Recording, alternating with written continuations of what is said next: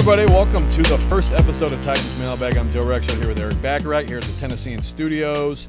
And we just covered probably the craziest game I've ever covered. First NFL game you've covered. Titans 27-20 loss to Miami in 7 hours and 8 minutes. Longest NFL game on record. So every week we're going to take a few questions. We've got 3 this week. Off Twitter, you can email us too. Got 3. There's a lot of discussion, of course. A lot of things happen. We're not going to hit everything that happened, but we'll go with these questions.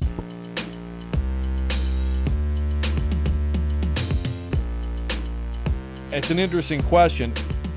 I'll let you go ahead and jump on that first. Well, I think, obviously Marcus is to some extent limited in what he can do, and it's a new offense that they've already put in, so there's going to be, some learning curve there as far as, implementing some of the more I guess, just strategic plays as we go along. So, I think it's a combination of what you have in Marcus Mariota and also what you're looking to do.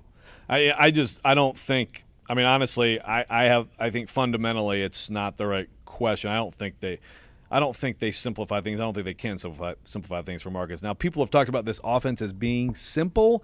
He gets the ball out fast, and I think that suits him. Yeah, this is tailored to his skill set to some regard. And the run-pass options, which, of course, a fake got him hurt, by the way, in an RPO. But still, there are things, I guess, that suit him, but I don't think – when he came out of college, there was a whole he's coming to the Oregon offense. He can't read – those guys can't read defenses or they're not under center and all that. You can't play quarterback in this league and be spoon-fed stuff to me. So, look, he didn't play well. He missed passes, he's got to put the ball in better spots.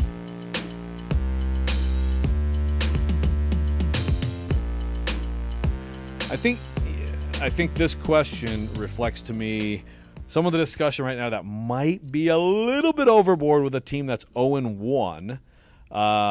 Did not play well enough, had a lot of mistakes. Can't lose that game when you look at the schedule. But I see a lot of wow, this team's going 4-12. I'd pump the brakes on that a bit. I would too, and I think we were going to get to this point, especially after a loss like this. But if the season started poorly, this was going to come up.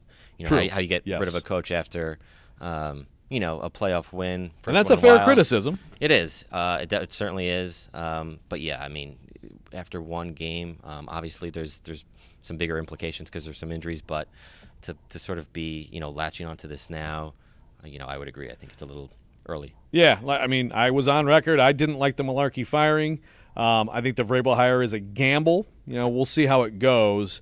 I did not come away, of all the weird stuff that happened in that game, I didn't come away from it saying, man, Mike Vrabel really botched that debut. I'm not saying he had a great one either.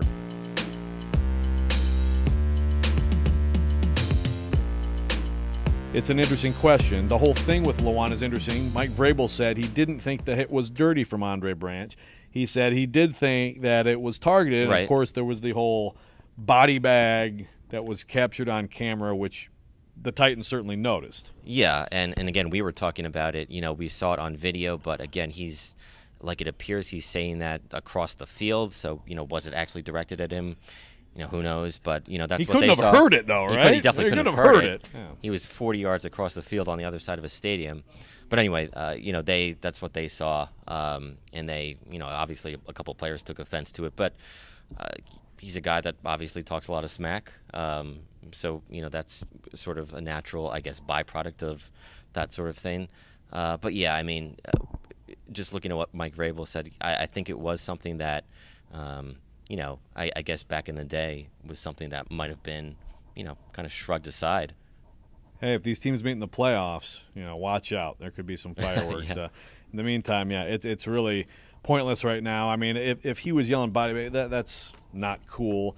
No question, Taylor Lewan is a lightning rod for other players. If you get a shot at Taylor Lewan, you're probably going to take it if you're a defensive player in the NFL, especially someone he blocks on a regular basis. So we'll see part how of the that deal. plays out, And frankly, if Marcus Mariota doesn't throw that interception, that entire thing doesn't happen. There are a lot of things in this game that, one thing led to a bad thing, and that was one of them. So I think that's it. Thanks for your questions, and we will remind you during the Texans game, the home opener, to send some along, and we'll answer your questions next week at Tennessean.com. Thanks for watching.